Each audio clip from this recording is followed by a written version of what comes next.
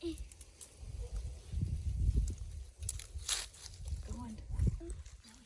if I fall? I gotcha. Ah, you did it! Yay!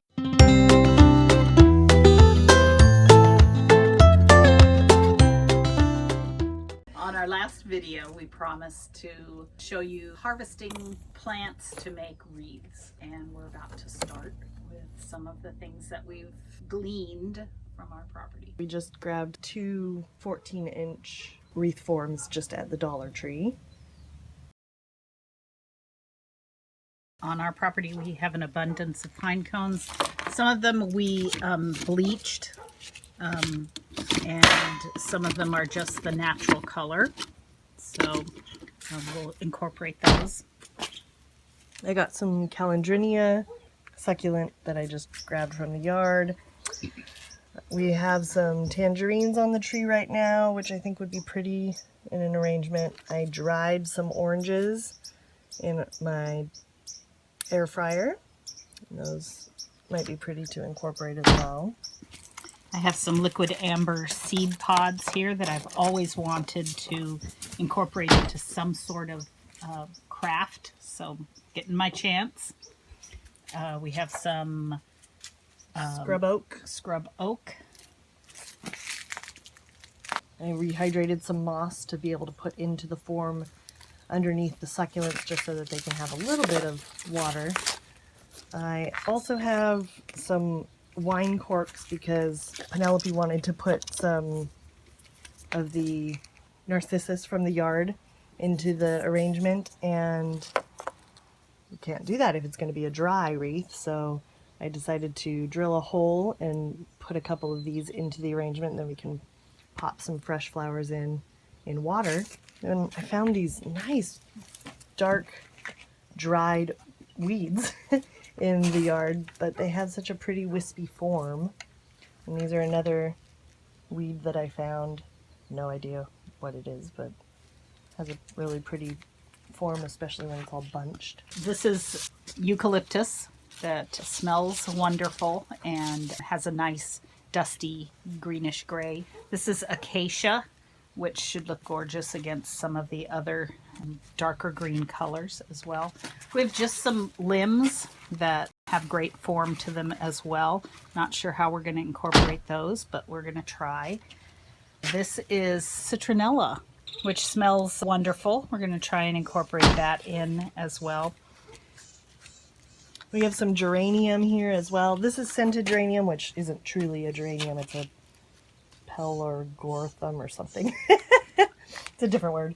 And then we have some geranium here, which I don't know how well it's going to do in a dry wreath, but here as an option if I want to put it in. We have a lot of options here, so we may not use everything. We also have some Melaleuca paper bark, which I think is rather interesting. We might try to incorporate some of that in there. This is rosemary. We have several types of rosemary. This one has more of a white on the back of it than this does. This is a little more green, so we've got those to incorporate. We have asparagus fern, which only a couple of the fronds of this had berries on it, which I thought was beautiful. So we cut those. Have a little bit of string of pearls, succulents here, some seed pods that we don't know what they are, but they have a nice look to them. Pyracantha berries here that will kind of pull off some of the old things. Maybe we'll even replant those. And we thank our neighbor for these. This is purple fountain grass that really in the yard I'm not a big fan of, but I thought this would be gorgeous because of the color in an arrangement. We have some evergreens here. We have some lavender here, which should be interesting. These are from a manzanita. And I think that's it. We are in zone 9. It is the new year, so we're in January. But all of these things were either evergreen or we don't get a cold enough winter, so they're still on the tree. And I'm excited to put them together. We're both going to do an individual wreath, and I'm excited to see how these turn out with our wreath face-off. You get to vote.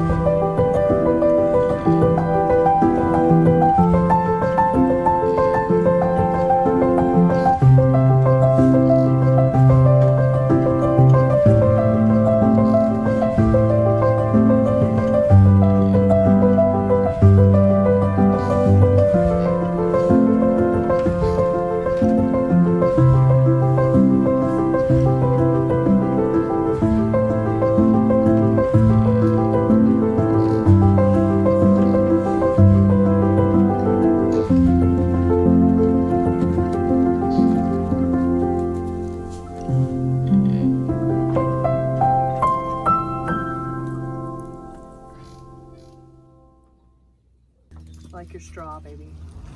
I think I'm gonna do no straw though. I just see problems happening with it, okay? That is a very cute cup though. Do you want to tell our viewers anything? What did we get new? We started a new year, and this is our first new year.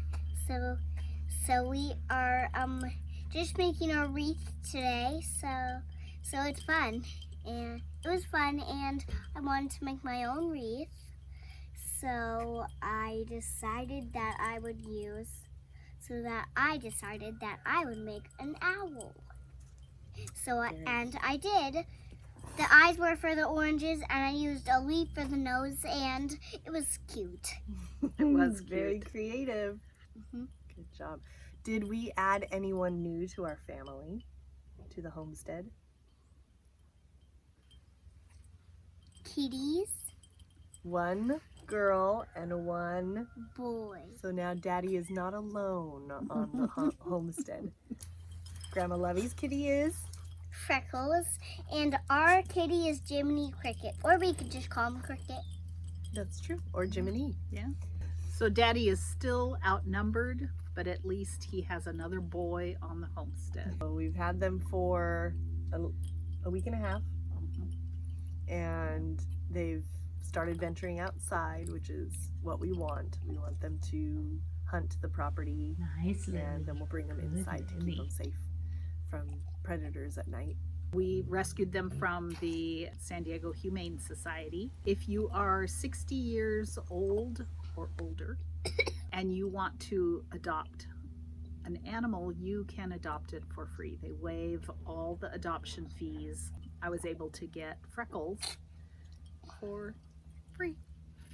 And we paid for Jiminy Cricket, but it was only $25, so that's really reasonable. In upcoming episodes, we'll be showing you more about our beehive inspections and how to make cold processed soap. Some more episodes that we'll be doing are how to grow ranunculus, and we'll start growing our dahlias, and you get to see more of that process and how they overwintered, and then how we'll start the ones that we've ordered as well. So, that being said, from SunDust Farm Homestead, Cheers! cheers!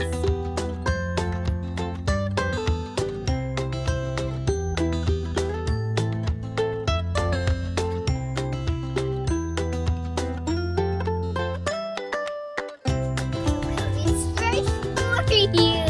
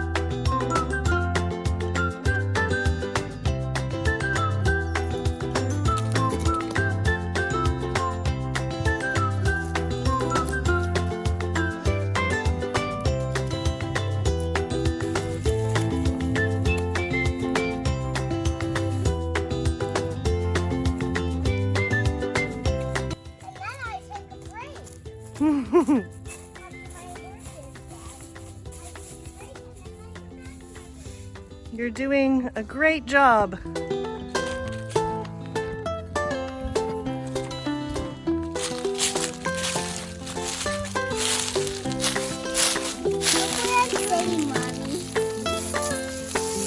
You relaxing?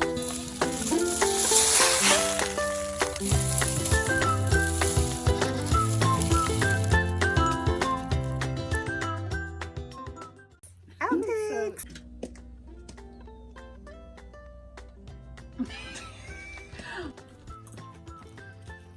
Get in. I'll fix my eyebrows. They've been messed up in the last several and it drives me nuts. And how to make cold processed soap making. A couple of other videos we'll be doing soon are How to make soap. You my goodness. cold processed soap making. What are you drinking? So in blah blah blah, I hate starting sentences with so. And here comes one of them now. No. Outtakes. All right, girls, really? Mommy, do you see the heart? I do. Should we all do a heart? Cute.